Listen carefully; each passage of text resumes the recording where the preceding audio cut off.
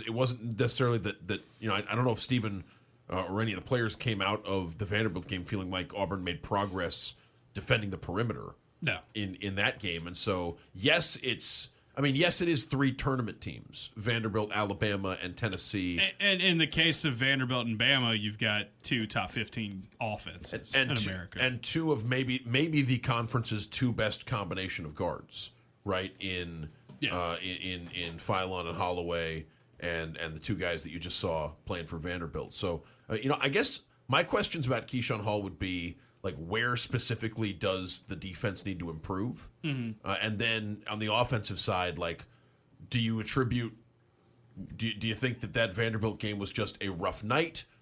Is it? I mean, it feels on like offense, yes. Yeah, on defense, no. It was the norm on defense, and it was more of the norm. Now, I think there have been some games this season where Keyshawn Hall has played pretty good defense. But I mean, I put this in the observations on Wednesday to reiterate. Keyshawn Hall's on-off defensive rating this season for Auburn is the worst on the team, meaning the gap between Auburn's defense when he's on the floor and when he's off the floor, it's like the gap is as biggest. Like, good when he's off, not as good when he's on. It's pretty big. The thing there with Keyshawn Hall, though, is usually his offense can make up for a lot of it, right? And you will live with some of the defensive inefficiencies that you have because this dude is a bucket. He was not a bucket in this game. Right. His only 2 makes in the first half came within a minute of each other, and they were pretty tough threes. He did not hit a 2. He only got to the free throw line twice. One of those, or had 2 trips to the free throw line. One of those was on a 3 that he got fouled on.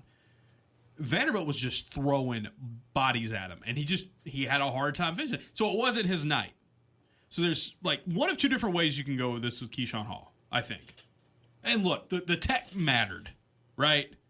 But the fact that he didn't get pulled immediately after the tech should have been a little bit better of a sign that it wasn't just the tech. If he was 8 for 8 from 2, you live with the tech, right? He's 0 for 8. Dan, I think they lived with the tech anyway. He played 2 more minutes after the tech. Yeah. Got an assist, got a rebound or 2. Like, there's 1 of 2 ways you can go about this if you're Keyshawn Hall. And by the way, Keyshawn Hall looked still pretty engaged on the bench and was a good teammate, I think, in a time where that's gotta be pretty embarrassing. That, like, your team's trying to make a comeback, you're this awesome scorer, you've been this key player for this team, and your coach thinks you're better off without you on the floor. Like, that's gotta be tough.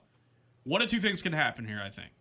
Number 1 is this can either be a really bad sign for Auburn or like a thing of like how do you change up the way you defend or how you play, because if you can't get quality enough defense with your best scorer out there, that's a problem.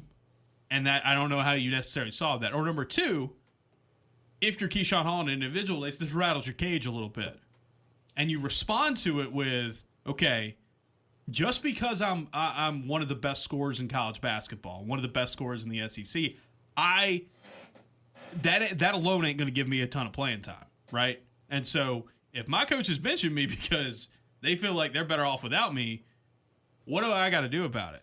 And I think there have been times this season, Adam, where we have seen Keyshawn Hall be a good rebounder, be a better defender. His numbers defensively in SEC play had gotten a little bit better, especially during that streak. It's a real kind of crossroads for a guy like him and for Auburn at this point, because you don't want to get into a position where you don't have this guy who has been such a key part of your offense this season not being able to not being playable. Yeah. No, I think it's going to be interesting to like see how it all